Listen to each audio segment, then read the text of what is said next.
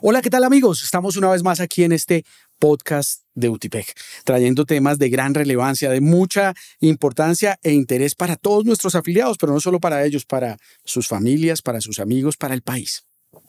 Y como es costumbre, traemos un invitado de altos quilates, Alejandro Castañeda, un hombre de tremendo conocimiento, de gran trayectoria en el sector público, en el sector privado en Colombia, un hombre conocedor del sector energético colombiano, presidente de ANDEC. Alejandro, gracias por estar con nosotros. Alejandro, muchas gracias a ti por la invitación, muy amables por tenernos en este espacio y nada, dispuestos a hablar un poquito de este sector y de las cosas que están pasando. Excelente, excelente, es que tenemos que hacerlo. El país tiene que ejercer una ciudadanía responsable y eso significa enterarnos, saber de lo que está pasando en el país. Y yo quiero empezar pidiéndole al doctor Alejandro que nos hable un poco de ANDEC. ¿Qué es ANDEC? ¿Cuál es su alcance? ¿Qué representa en el país? Pues mira, ANDEC es una entidad sin ánimo de lucro, un gremio que nació en el año 2010, ya cumple este año 15 años. Y nace por una necesidad básica de asociación, como todos los espacios gremiales, de parte de las empresas de generación, particularmente las térmicas. En ese año estaban saliendo del fenómeno del Niño del año 2009, un poco golpeados, cambios regulatorios que no les funcionaron bien y no se sintieron realmente representados en otros gremios que existían en ese momento desde el lado de la generación eléctrica y tomaron la decisión de conformar 8 empresas, un nuevo gremio que se llamó ANDEC. Hoy en día son 14 empresas las que hacen parte de esta asociación, más o menos representamos el 42% del total de la energía firme que requiere el sistema año a año. Esa es energía que siempre requerimos y es la energía que nos da la confiabilidad que tenemos en este sector. Y en capacidad, digamos, de cuánto es capaz de producir estas plantas, son más o menos el 22% del total de la capacidad instalada del país. Entonces, aunque somos poco en términos de capacidad instalada, sumamos mucho en energía firme, como te digo, que es la energía que se requiere en los veranos y en estos fenómenos del Niño que nos ponen a sufrir. Para eso están las térmicas, básicamente. Entonces, eso es un gremio que nació ya hace 15 años, ya ha venido consolidándose en el ámbito nacional, inicialmente, digamos, con muchos temas del punto de vista técnico, y después de tener esa fortaleza técnica se logró, digamos, que ampliar el espectro y llegar a muchos más, influir mucho más en la toma de decisiones desde otro punto de vista. Y aunque no es el centro de la temática que quiero abordar, yo no me puedo privar de hacer una pregunta a un jugador tan importante del sector energético colombiano. ¿Cuál es la visión que ustedes tienen de la adición energética, como prefiero yo llamarla antes que transición energética? ¿Realmente el país está yendo en la dirección correcta en esos términos? ¿Deberíamos hacer otras cosas? ¿Deberíamos hacerlo mejor? ¿Cómo lo están viendo ustedes? Yo estoy de acuerdo contigo en que esto no es una transición. ¿Por qué? Porque aquí la transición no puede llevar a uno a malos entendidos. ¿Malos entendidos en qué sentido? Aquí se ha entendido, y este gobierno ha sido particularmente muy cercano a eso, a que la transición es dejar por fuera y dejar de lado lo que existe y lo que tenemos como fuentes energéticas. Prefiero la palabra adición así como tú lo haces porque es más cómo yo logro agregar otras fuentes que me complementan lo que tengo con un objetivo. Y el objetivo es claro, y es hacia 2050 buscar una disminución de las emisiones y reducirlas a cero como país. Más bien ser un carbono neutros. Eso lo que significa es, como te digo, yo no puedo dejar de lado lo que tengo, no puedo dejar de lado el petróleo, no puedo dejar de lado el carbón, pero sí ir agregando y lo otro mantenerlo, que es lo que me va a dar la base, y ahorita podemos hablar un poquito más de eso, pero me va a dar la base sobre la cual yo puedo agregar esos megavatios y esa energía diferente de otras fuentes como la eólica o como la solar. Ese, digamos, que es la gran diferencia en el tema. Y yo creo que, como te decía anteriormente, este gobierno ha fallado mucho y nos ha puesto a sufrir bastante en el sector eléctrico porque pues tomó una decisión desde el punto de vista de política pública diciendo, mire, yo no quiero carbón, yo no quiero gas, yo no quiero hidráulicas, yo solamente quiero renovables. Entonces, eso se plasmó el año pasado ya de forma material, haciendo una expansión en capacidad a través de una subasta, nos invitó a participar a todo el mundo y la decisión que tomó es yo solamente se lo doy a los renovables. Entonces, pues eso obviamente nos tiene muy complicados hoy porque pasó un año o año y medio después de haber hecho esa subasta y no tenemos todavía la seguridad de cómo vamos a responderle a los usuarios del país, a todas las personas que están en sus viviendas, con la energía que requerimos para el año 2029. Entonces, esa es una situación compleja y por eso te digo que creo que muchas decisiones de las que ha tomado este gobierno no tienen coherencia con la necesidad que tiene el país. Impresionante. Y otra pregunta que a mí me parece también que nos va a servir de contexto en esta conversación. Cuando uno ve la matriz energética colombiana, ¿cómo luce esa matriz a la luz de la matriz energética mundial? Pues mira, comencemos por decir que Colombia no es uno de los mayores, digamos, emisores de CO2 en el mundo. Colombia a duras penas emite el 0.4, 0.5% del total de emisiones a nivel mundial. Pero si uno entra y desagrega todo lo que emite Colombia, se da cuenta que el sector eléctrico no es el problema. El sector eléctrico durante el fenómeno del Niño en el año 2024, que nosotros ya hicimos la contabilización de las emisiones hechas por las plantas de la asociación desde el punto de vista térmico, esas emisiones fueron o participaron más bien el total nacional en un 5.8%, un 6%. Eso es todo lo que emite el sector eléctrico en el momento más crítico, que es cuando tengo todas las térmicas prendidas generando a full capacidad. Déjame entender. Entonces, en el pico de la emisión de ese 0.4% que se emite en el mundo, se participó con el 5.8%. Desde el lado eléctrico. Desde Correcto. el lado eléctrico. Y cuando uno mira otros sectores, pues obviamente el gran aportante de CO2 Movilidad. no, más que movilidad es el sector agrícola. Claro. Y principalmente deforestación. Eso es lo que Colombia tiene. O sea, Colombia falla en emisiones es por eso. No falla porque seamos grandes emisores desde el punto de vista de térmicas o desde el punto de vista del sector eléctrico, desde el punto de vista de industria, no. Ese es el mayor aportante, es el sector agrícola y particularmente la deforestación. O sea que lo mejor que podemos hacer es no tratar de destruir lo que tenemos, sino más bien recuperar nuestros bosques y todas estas cosas. Estas preguntas son muy importantes porque entonces yo ya quiero entrar a hablar de algo que el doctor Alejandro ya nos está introduciendo. Y es que en el 2029 hay una preocupación, porque no hay certeza. Y ojo con esto, es que planificar el suministro energético de un país no es de la noche a la mañana. Es necesario hacer unas inversiones de manera anticipada, es necesario asegurar que vamos a tener la energía que se requiere para que el país se mueva. Que además lo hemos dicho muchas veces aquí, no es un capricho, es una verdadera necesidad para la calidad de vida de los colombianos. Háblenos entonces de cuál es la situación energética de Colombia, cuál es la situación que hoy tenemos que muchos consideran realmente crítica. Pues la verdad es que sí estamos en una situación compleja, estamos en una situación crítica por varias razones. La primera, hablemos del año 2029 y es cómo se está viendo el país en términos de energía a 4 años, ni siquiera 5 años, a 4 años. Y como tú lo dices, hay que planear en consecuencia. Y eso es lo que no ha hecho este gobierno. Como te digo, el resultado de la subasta pasada que buscaba llenar unos huecos de energía firme en el año 28, pues no fue exitosa, porque al final del día solamente se comprometieron recursos solares y eso no nos da confiabilidad en el sistema. El sol brilla desde las 8 de la mañana hasta las 5 de la tarde, hasta donde yo me acuerdo, y eso no ha cambiado. Y el mayor consumo que tenemos en Colombia se da entre las 6 de la tarde y las 9 de la noche. Okay. Entonces, así logremos meter los 4.000 megavatios que están comprometidos para el año 27, no nos alcanzan el año 28-29 para soportar cualquier verano.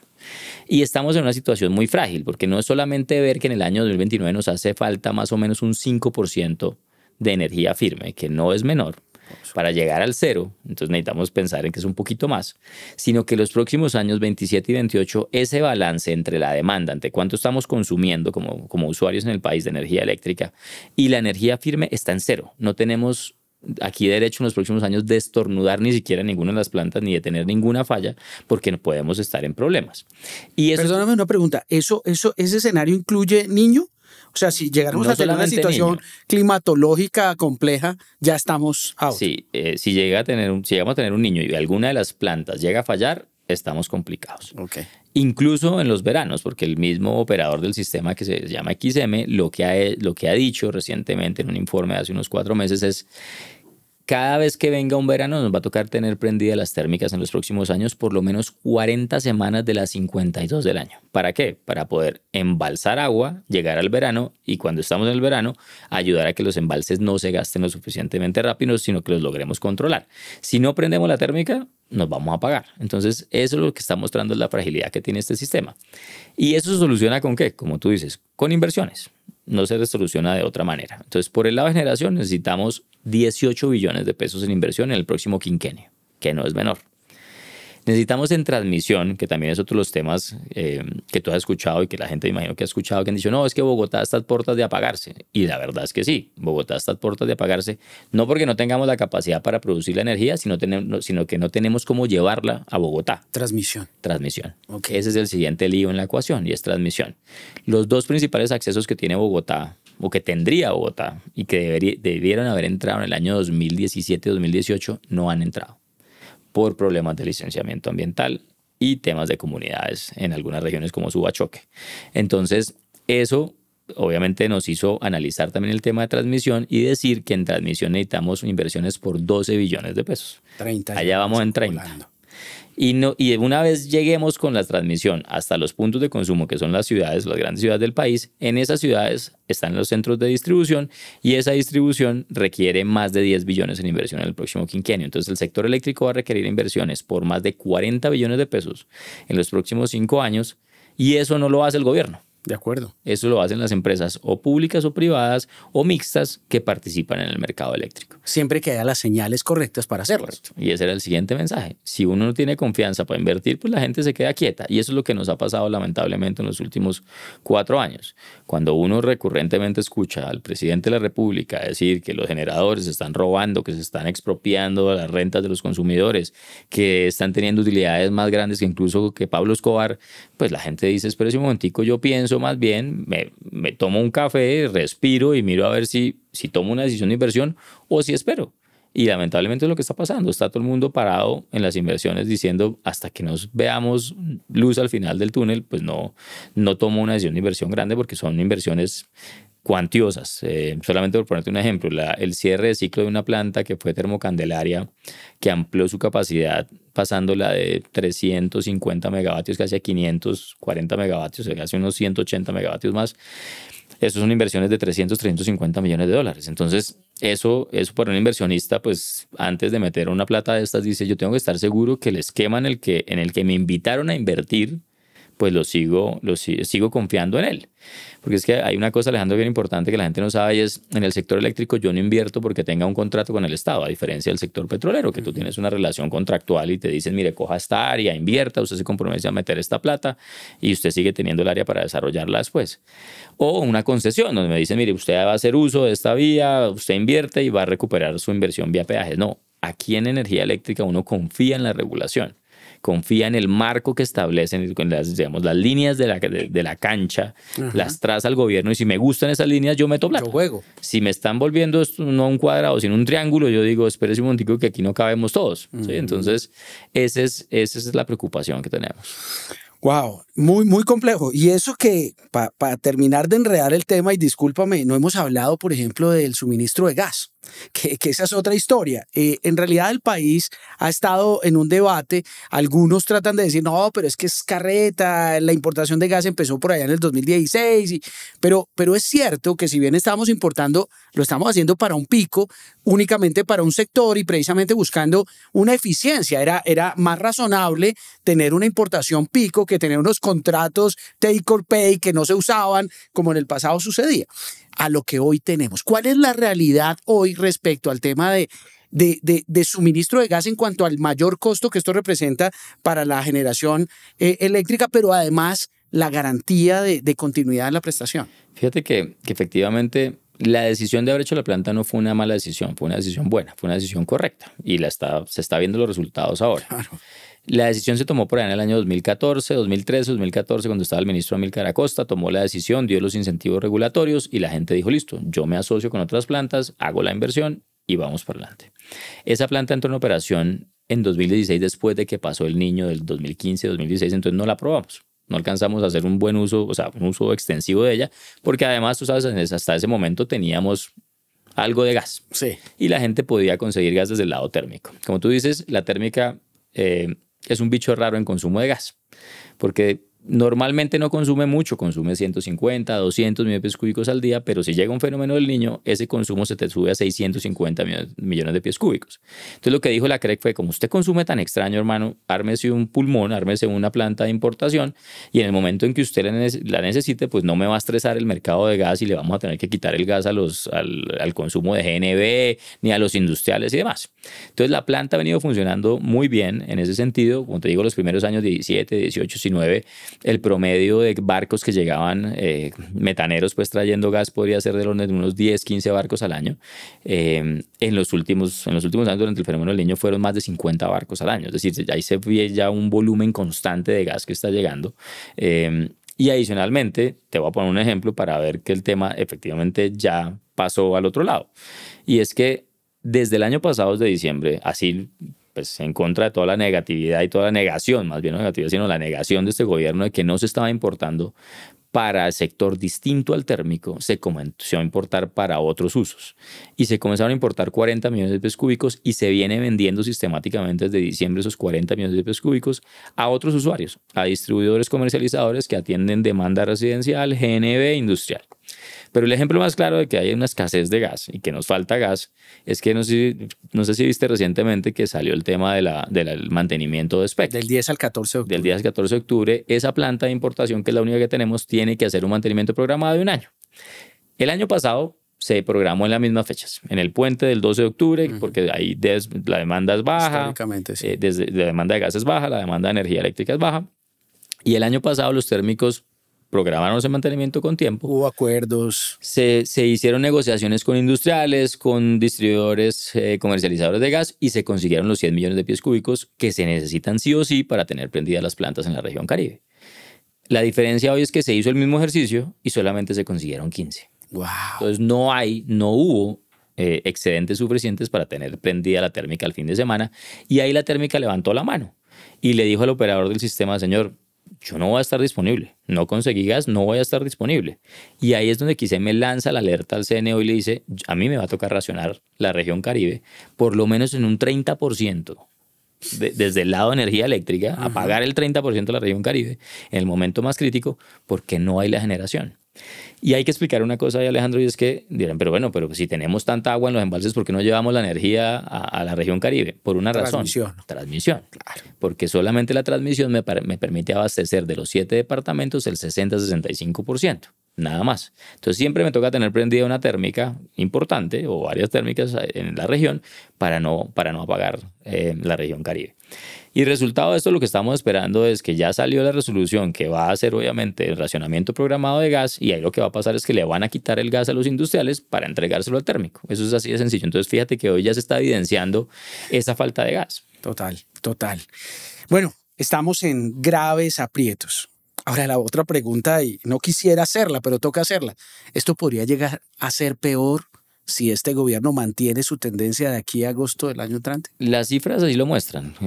Digamos que cuando uno comienza a hacer los cruces de los balances de oferta y demanda de gas, incluso contando con las facilidades de importación que ya hablamos de eso, lo que uno ve es que más o menos este año el hueco fueron de 40 millones de pies cúbicos. El próximo año van a ser de 130 millones de pies cúbicos de acuerdo con la información del gestor de gas. Y el siguiente año estamos hablando de un hueco de 250 millones de pies cúbicos. Eso es el 25% de lo que estamos consumiendo en Colombia. Total. Entonces fíjate que en ese momento, si uno no amplía las facilidades de importación o no consigue una nueva facilidad de importación, no vamos a tener gas para abastecer la demanda. Porque claramente mientras desarrollamos lo que tenemos, bien sea en yacimientos convencionales o no convencionales, pues nos va a pasar un poco de tiempo. Y ni hablar del offshore que estamos hablando, las 29:30, entonces eso no es para mañana. Entonces ahí sí hay que hacer una tarea muy importante para poder buscar las fuentes de suministro vía importación y tener otra facilidad de importación en algún lado, o en el Caribe o en el Pacífico, pero tenemos que tener mayor capacidad de importación.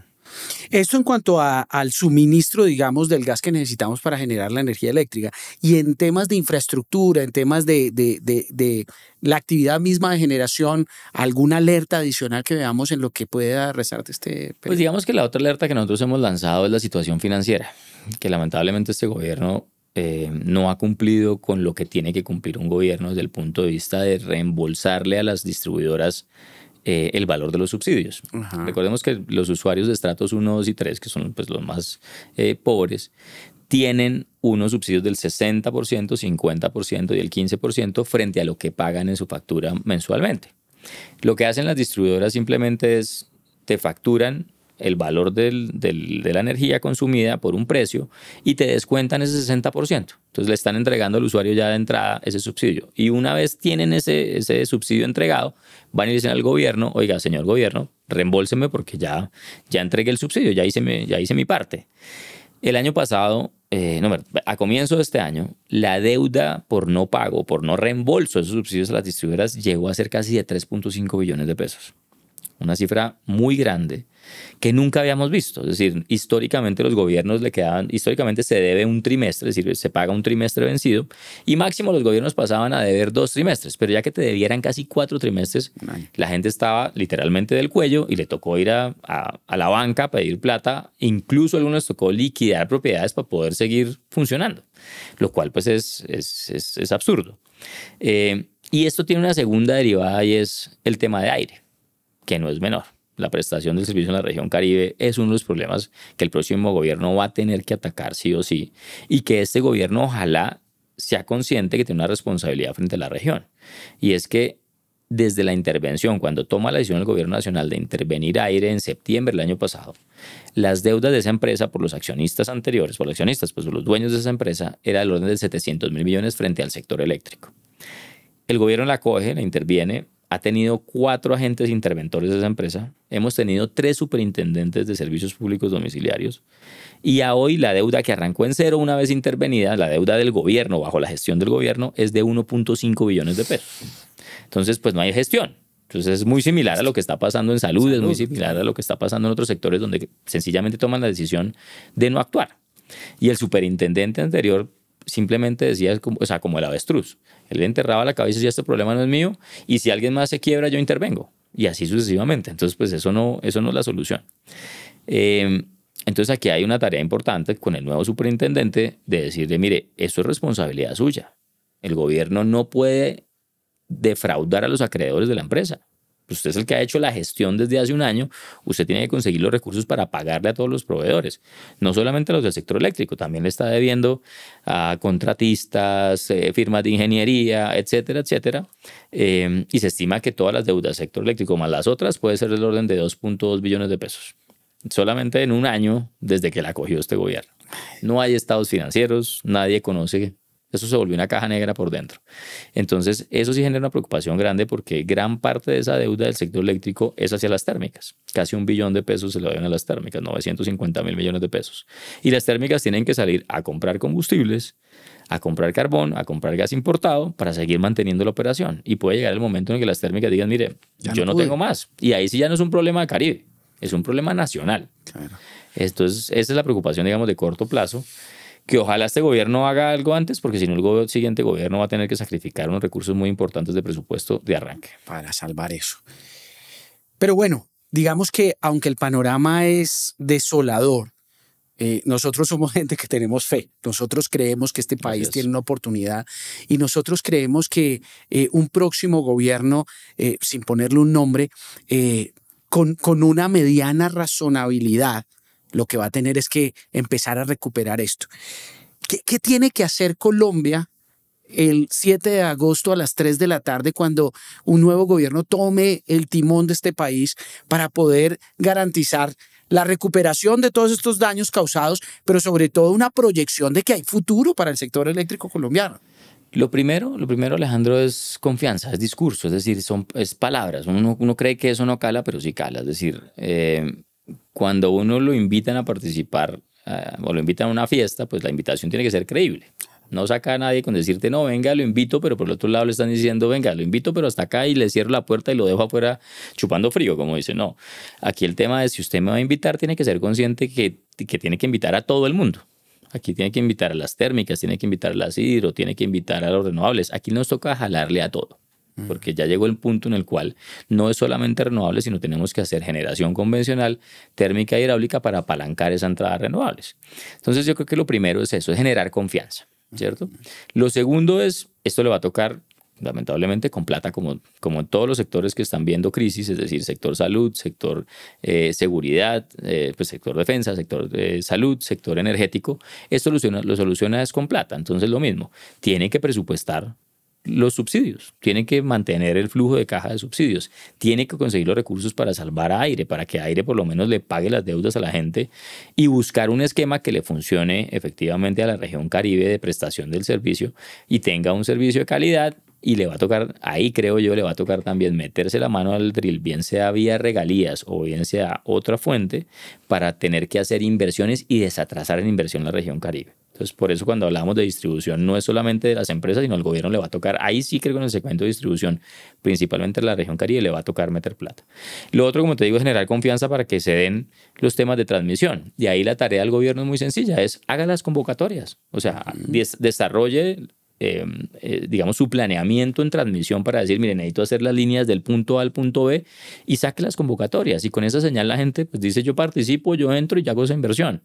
Y lo más importante de todo, bueno, y en generación, como te decía, hacer esta subasta. Ya este gobierno abrió una subasta de cargo por confiabilidad. Lamentablemente, como la estamos viendo nosotros, va a salir mal, porque pues, la CREC lo que hace con la mano lo borra con el codo y saca otras resoluciones poniendo en duda o poniendo en riesgo más bien unos ingresos que ya existen para los agentes. Entonces, pues eso no genera confianza. Pero digamos que lo que toca sí es generar esa certidumbre para que la gente vuelva a invertir, y si no sale exitosa la subasta en este gobierno como lo pensamos, el siguiente le va a tocar hacer una nueva subasta. Y lo que sí es transversal a todos los sectores, incluso el sector petrolero, es el tema de licenciamiento, consulta previa y seguridad.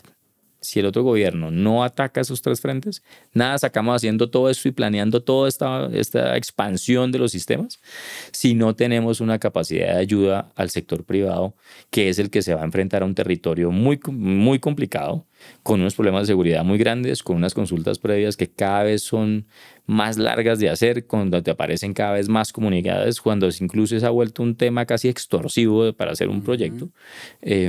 Y obviamente el licenciamiento, que en este gobierno no ha sido para nada eficaz. Entonces, este es un tema que es transversal al sector energético y creo que toca destrabarlo por ese lado.